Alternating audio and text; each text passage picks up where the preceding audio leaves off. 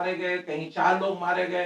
यानी ये सब मरना और इस तरह की यानी चीजें होना, यानी ऐसा लगता है कि जैसे इसका कोई खास कोई असर नहीं है। इसके लिए जो यानी मेजर्स सरकारों को लेने चाहिए वो नहीं ले रही हैं। रोड्स का भी मामला ऐसा है, इंडस्ट्रीज का भी मामला ऐसा है, और इस तरह के बड़े बड़े जो प्रोग्राम होते हैं, स्टैम्पेड और इस तरह के जो वाकयात पेश आते हैं, इसमें हम देखते हैं कि हमारी गवर्नमेंट जिस तरह के इसके लिए जो यानी पेशकदमी करनी चाहिए, जिस तरह से इसके लिए उनको प्रिवेंटिव्स लेने चाहिए, जिस तरह के उनको इसका अच्छा बेहतर प्लानिंग करना चाहिए और इसके वाकयात को कैसे रोका जाए, इस पर काम करना चाहिए, ये बहुत कम होता है। और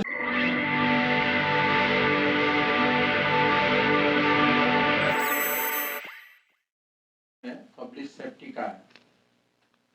गुज़िश्ता 2 साल में बहुत सारे ऐसे वाकयात हुए हैं, बहुत सारे ऐसे इंसिडेंट्स हुए हैं जिसमें बहुत सारी इंसानी जानें हमने गंवाई हैं और बहुत बड़े नुकसानात हमारे सामने आए हैं। ये पब्लिक सेफ्टी का जो मसला है, प्रॉब्लम है, वो बहुत बड़ा है।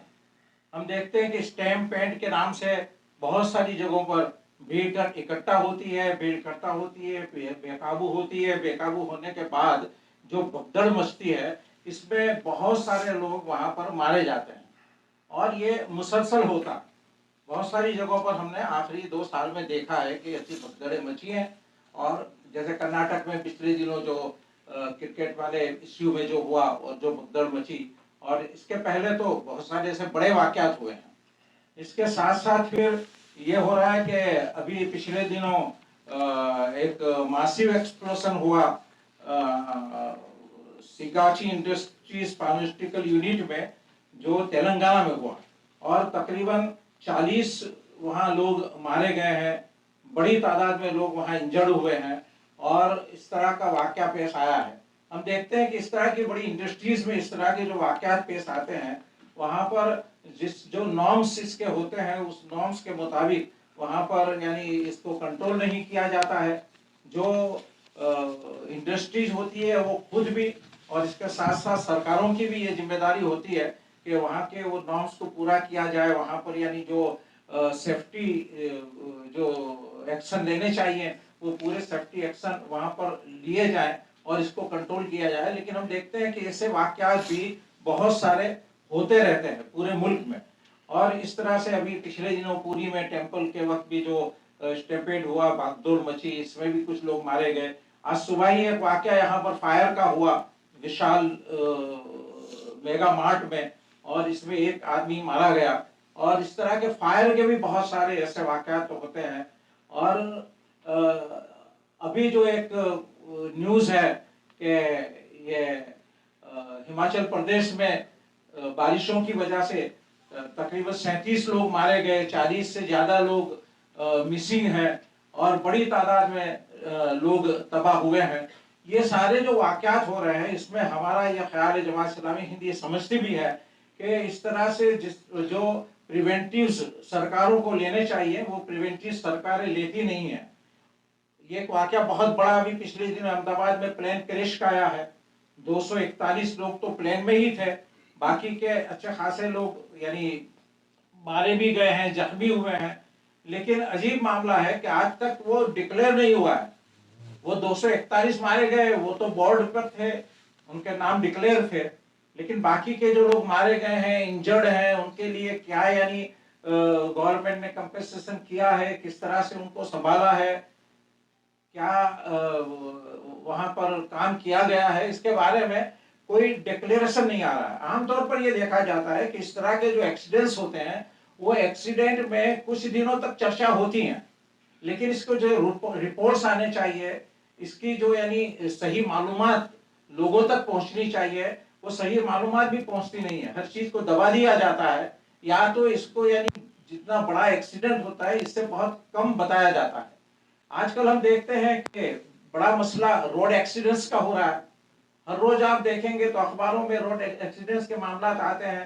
कहीं एक्सीडेंट पे 10 लोग मारे गए, कहीं 12 लोग मारे गए, कहीं 4 लोग मारे गए।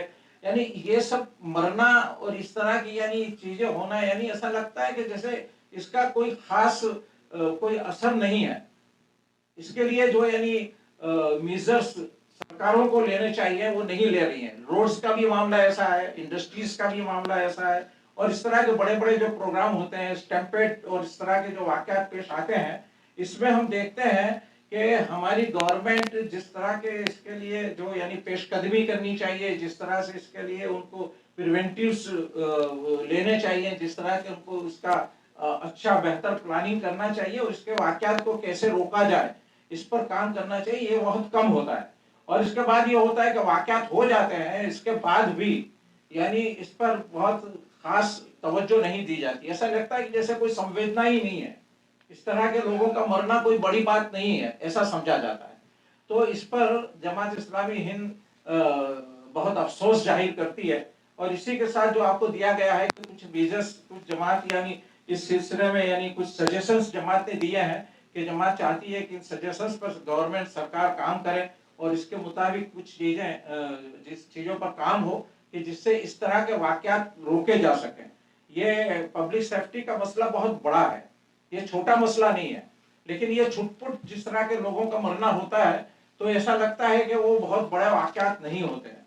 लेकिन यहाँ पर यहाँ की जनता की सेफ्टी, जनता को किया का संरक्षण सुरक्षा वो सरकारों की जिम्मेदारी है और वो जिम्मेदारी उनको अदा करनी चाहिए। इस सिलसिले में कुछ सजेशंस भी दिए हैं, आपको प्रेस नोट दी गई है और बाकी चीजें आपके सामने हैं।